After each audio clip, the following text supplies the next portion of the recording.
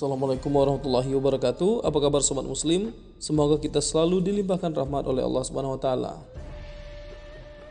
Hari itu kota Mekah digemparkan oleh sebuah sayembara. Tidak tanggung-tanggung, hadiah bagi pemenang sayembara itu adalah 100 ekor unta betina muda yang hampir beranak. Hadiah sebesar itu akan diberikan untuk seseorang yang bisa membawa Nabi Muhammad dalam keadaan hidup atau mati kepada Abu Jahal dan para petinggi Quraisy lainnya. Bagi Suraqah, sayembara ini adalah sebuah tantangan yang sangat menarik. Di masyarakatnya, dia terkenal dengan kepandaiannya melacak jejak. Maka, kesempatan ini pun tidak dibiarkannya berlalu begitu saja. Hanya untuk mencari satu orang saja, ia akan memperoleh imbalan 100 ekor unta betina. Baginya, ini adalah perjuangan besar yang jarang ada. Nabi Muhammad pada saat itu memang dalam posisi yang sangat sulit. Para petinggi Quraisy telah memblokir semua akses jalan keluar dari Makkah, sehingga satu-satunya tempat bersembunyi Nabi saat itu adalah Gua Sur. Sebelumnya, Nabi Muhammad dan sahabatnya Abu Bakar bersembunyi di Gua Sur ketika para pemuka Quraisy mengejarnya. Saat itu mereka sudah mencapai di pintu gua. Seandainya mereka melihat ke dalam gua dari tempat kaki mereka berpijak, sudah pasti mereka melihat Nabi Muhammad dan Abu Bakar di sana. Namun, Allah menurunkan kuasanya. Mereka ragu akan keberadaan Nabi di dalam gua tersebut karena ada sarang laba-laba di pintu gua. Secara logika, tidak mungkin ada orang yang masuk gua tersebut tanpa merusak sarang laba-laba. Maka, para petinggi Quraisy pun meninggalkan gua itu dengan putus asa. Kemudian mereka mengadakan sayembara untuk menangkap Nabi Muhammad SAW. Suraqah menghimpun beberapa informasi tentang keberadaan Nabi Muhammad dari berbagai sumber. Sampai akhirnya, ia menemukannya bersama Abu Bakar sedang berjalan ke arah kota Madinah meninggalkan Mekah. Dipajunya kuda sekuat tenaga dan melesat cepat hingga ia semakin dekat dari posisi Nabi berada.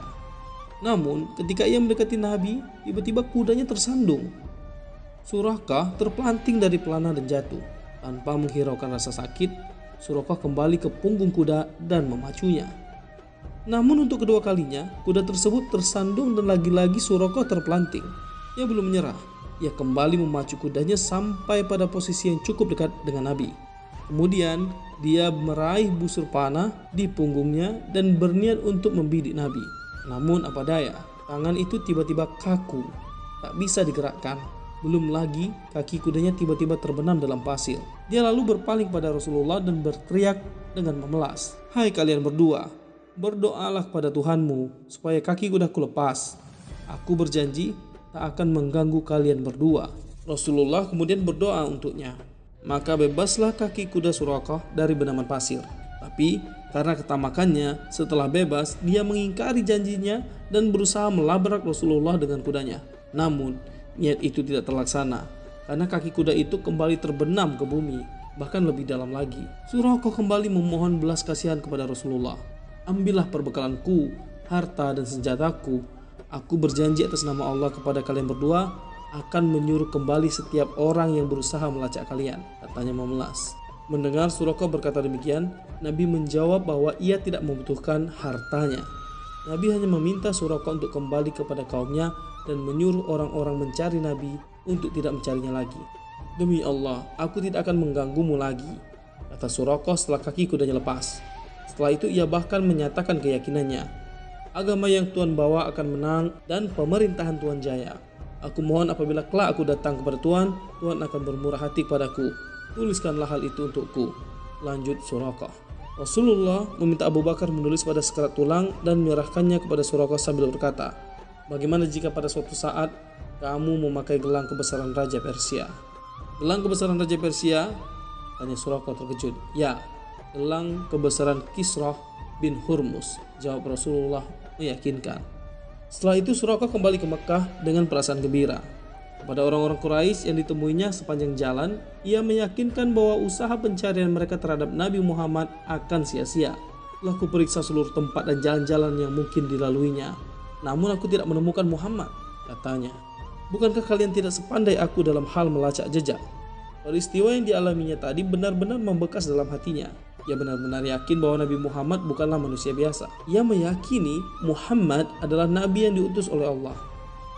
Ia juga yakin akan janji Nabi Muhammad bahwa suatu hari nanti ia akan memakai gelang kebesaran Raja Persia.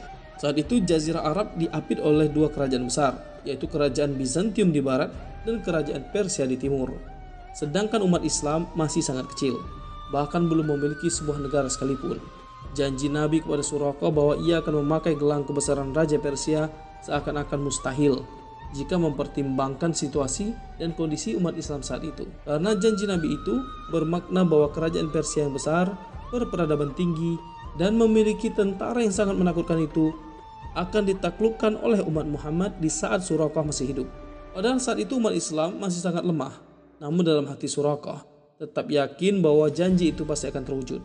Sejarah mencatat bahwa janji Nabi Muhammad itu terbukti benar. Pada masa Khalifah Umar bin Khattab, pasukan Islam berhasil menghancurkan kerajaan Persia hingga ke akar-akarnya. Dalam pertempuran yang sangat sengit di Nahawan, tentara Persia yang berjumlah 5 kali lebih besar daripada pasukan Islam ini berhasil dimusnahkan. Ibu kota Persia ditaklukkan. Istana Putih, kebanggaan Raja Persia, jatuh di tangan kaum muslimin. Raja Persia yang terakhir, Yazdegerd, melarikan diri. Harta rampasan perang dari perang tersebut tak terkira jumlahnya. Setelah dikeluarkan 1/5 untuk Baitul Mal, sisanya dibagikan kepada seluruh pasukan Islam, masing-masing mendapatkan 12.000 dinar emas.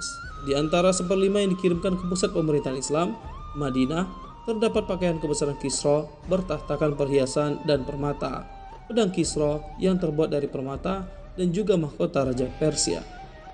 Khalifah Umar bin Khattab kemudian menimang-nimang benda-benda mahal itu dan berkata, "Lihatlah, rakyatnya harus memikul pajak untuk benda-benda yang tidak berguna ini dan dipakai oleh pemegang amanat rakyat."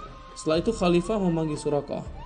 Kepadanya Khalifah memakaikan busana kebesaran Kisra itu, lengkap dari mulai celana, sepatu, pedang, gelang, pakaian kebesaran, dan mahkota, serta Khalifah sendiri kemudian memujinya. Alangkah hebatnya anak desa Madlaji ini. Dengan demikian terbuktilah ucapan baginda Nabi Muhammad SAW kepada Suraqah beberapa tahun sebelumnya. Bagaimana jika suatu waktu kamu memakai gelang kebesaran Kisra? Ini adalah sebuah bukti bahwa Nabi Muhammad SAW benar-benar utusan Allah yang diutus menyebarkan risalah Islam. Maha benar Allah yang telah berfirman dalam Al-Quran, dan tidaklah Muhammad berkata dengan hawa nafsunya, melainkan yang dikatakannya adalah wahyu yang diwahyukan padanya. Kisah tentang Suraqah ini semoga bisa menambah iman kita kepada Allah Subhanahu wa taala. Wallahu a'lam bishawab. Demikian kisah singkat yang dapat disampaikan Ragam Islam Channel pada kesempatan kali ini. Assalamualaikum warahmatullahi wabarakatuh.